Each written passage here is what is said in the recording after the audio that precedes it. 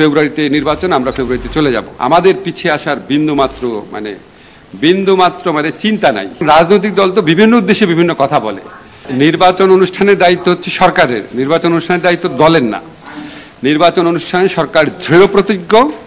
সকল কিছুই আমাদের যত স্টেপস আছে সকল কিছু আমরা মাথার মধ্যে এটাই রাখছি যে ফেব্রুয়ারিতে নির্বাচন, আমরা ফেব্রুয়ারিতে চলে যাব।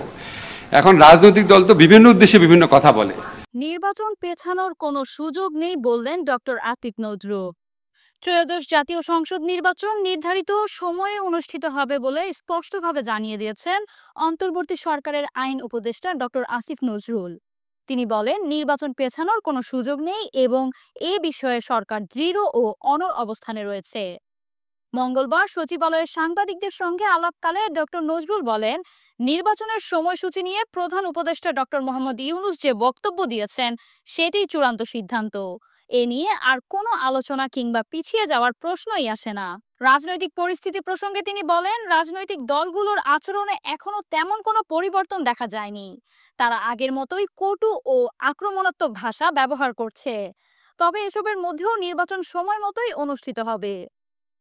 নির্বাচন কমিশন ও দুর্নীতি দমন কমিশন সংস্কার নিয়ে ডক্টর আসিফ নজরুল জানান, এই দুটি প্রতিষ্ঠানকে আরও কার্যকর ও স্বচ্ছ করতে বেশ কয়েকটি প্রস্তাবনা গুরুত্বের সঙ্গে বিবেচনা করা হচ্ছে।